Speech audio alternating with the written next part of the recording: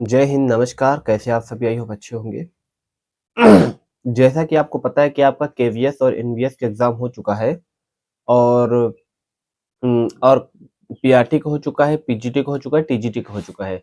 उसकी cut off क्या रहने वाली है, आप लोग काफ़ी ज़्यादा कन्फ्यूज़न में हैं। हालाँकि जिस दिन पेपर हुआ था, मैं उसी दिन आपके लिए वीडियो लेकर आता, लेकिन मैं इसलिए लेट लेकर आया हूँ ताकि हर तरीके से एनालिसिस कर लिया जाए पेपर को अच्छे से और डेटाज़ वगैरह जो भी हैं लोगों से इकट्ठा कर लिया जाए, कैसा पेपर गया है, कितना नंबर आ रहे हैं और फिर यूट्यूब चैनल से एनालिसिस करने के बाद, काफ़ी सोर्स लगाने के बाद मतलब मैं आपको ये कट ऑफ बताने वाला हूँ। तो हालाँकि जो मैं बताने वाला हूँ 1-2 नंबर आगे-पीछे मतलब नंबर नहीं क्वेश्चन बता रहा हूँ, क्योंकि 3 नंबर का क्वेश्चन होता है और 3 नंबर में आपका मतलब 4 नंबर 5 नंबर आगे-पीछे हो सकता है, क्वेश्चन 1 या 2 हो सकता है। तो सबसे पहले हम बात करने वाले हैं आपका पीआरटी के बारे में। अगर उससे पहले आपने हमारे चैनल को सब्सक्राइब नहीं किया तो कर दो, इसी तरीके की इन्फॉर्मेशन मिलती रहेगी। तो हम बात करते हैं आपका पीआरटी के बारे में। जैसे कि आपको पता है कि रीज़निंग के क्वेश्चन ठीक-ठाक थे। तो रीजनिंग का क्वेश्चन हो गया, मैथ के क्वेश्चन तो ईज़ी आए थे। अब बात करें कंप्यूटर तो भाई कंप्यूटर का सेम पेपर आपका बिल्कुल ईएमआरएस की तरह ही आया था। जैसा कि जो ईएमआरएस का पेपर दिया होगा जिन्होंने, उनको पता होगा और इसके अलावा आपको बात कर ले जीके, जीएस अच्छे लेवल की थी। तो मतलब कुल मिला के हिंदी, इंग्लिश ये सब देखते हुए जो आपका पीआरटी का पेपर का जो आपका एनालिसिस हुआ है, उनकी कट ऑफ जो देखने वाली बात है वो आपका 60 से 62 मतलब 62 क्वेश्चन आपके ठीक होने चाहिए, ठीक है? तो लगभग 85 से 190 नंबर अगर आपके आ रहे हैं, तो आप मेंस की तैयारी कर सकते हो। क्योंकि देखिए, कुछ बच्चे होते पढ़ने वाले और उससे ज़्यादा होते ना पढ़ने वाले, समझ रहे हो आप?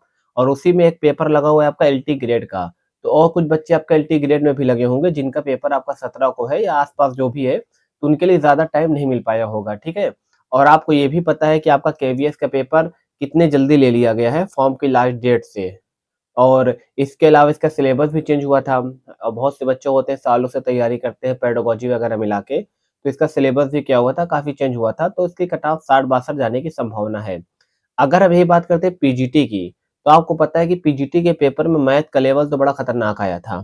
तो अगर पीजीटी की हम बात कर लेते हैं, अगर जो पीजीटी में जिनका कोई नंबर आपका 56 क्वेश्चन्स ठीक हो रहे हैं, वो तैयारी कर सकते हो। लेकिन जिनका खुद का मैथ मैथ का था, मतलब जो मैथ सब्जेक्ट वाले थे, वो तो मैथ कर ही लेंगे क्योंकि भाई उनका मैथ मजबूत होता है। तो उनको मान के चलते हैं 60 प्लस पीजीटी वालों का।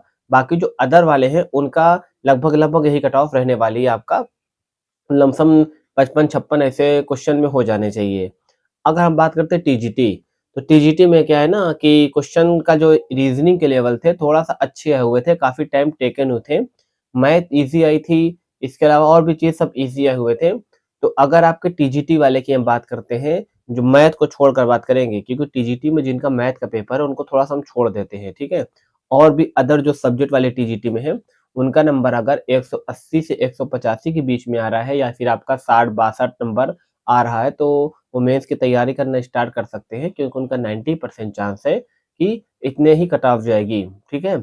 और जैसे सोशल साइंस के बारे में बात कर लेते हैं। सोशल साइंस का जैसा कि आपको पता है कि पेपर है 17 तारीख को एलटी ग्रेड का और तो ज़्यादातर बच्चे उसमें ही लगे हुए हैं।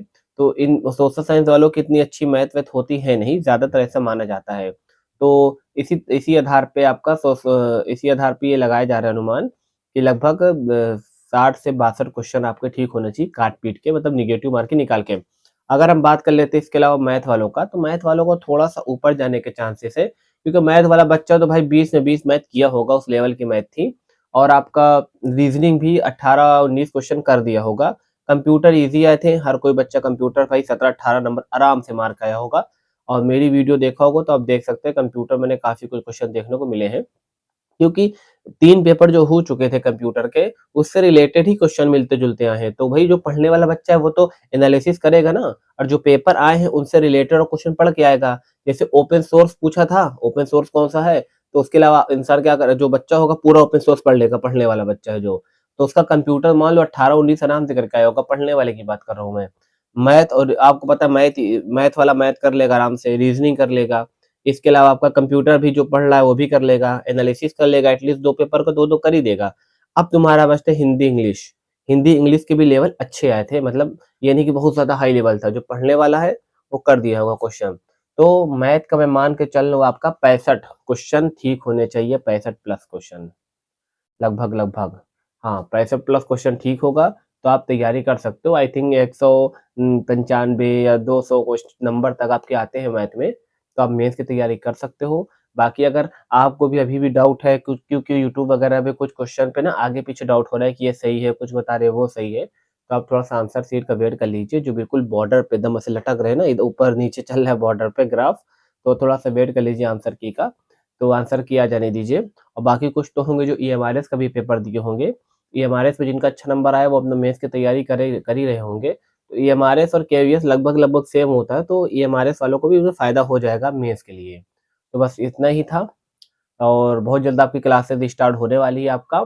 अब हम पढ़ेंगे डीएसएसबी के बारे में, जनरल नॉलेज, क्योंकि जनरल नॉलेज का जो हमने पेपर देखा डीएसएसबी का पुराना देख लो, चाहे ईएमआरएस का देख लो या फिर अभी आपका केवीएस का देख लो, करंट अफेयर का और जनरल नॉलेज में काफ़ी बच्चे फँस रहे हैं। तो उसके हम एक क्लास स्टार्ट करने वाले हैं बहुत जल्द, हो सकता है आज या कल से क्लासेस स्टार्ट हो जाए, क्योंकि अभी हम थोड़ा-सा पीवाईक्यू क्वेश्चन वगैरह देख रहे हैं 2021 का, 2025 का जो भी हुआ है। तो डीएसएसबी का थोड़ा-सा देखना पड़ रहा है ना, कहाँ से क्वेश्चन उठा रहा है, क्या है, तो उसी को पढ़ाना पड़ेगा। इसके अलावा मैं सोच रहा हूँ रीज़निंग कह दिया मैंने, जीके का क्वेश्चन और इसके अलावा मैं सोच रहा हूँ हिंदी का। ये दोनों श्रृंखला चलेगी और साथ में एक एनसीईआरटी की सीरीज़ चलाएँगे हम। एनसीईआरटी आपका हर पेपर में आता है, चाहे बीपीएससी 4.0 की बात कर लो, चाहे आपका इधर इसमें बात कर लें, आपका ईएमआरएस मेंस की बात कर लेते हैं, चाहे क्योंकि एमआरएस मेंस में 40 नंबर का आपको एमसीक्यू देखने को मिलेगा जहाँ तक मुझे याद आ रहा है। और हम चाहे डीएसएसबी की एसएसटी की बात कर लें और भी पेपर हैं, इसमें एनसीईआरटी का काफ़ी अच्छा वेटेज है, तो एनसीईआरटी की भी एक श्रृंखला एमसीक्यू वाली हम चलाने वाले हैं। तो तब तक के लिए हमारे चैनल से बने रहिए और हमारे टेलीग्राम चैनल है, उसपे आप जॉइन कर सकते हो, काफ़ी उसमें इन्फॉर्मेशन देखने को मिल जाती है। तब तक के लिए जय हिंद, धन्यवाद।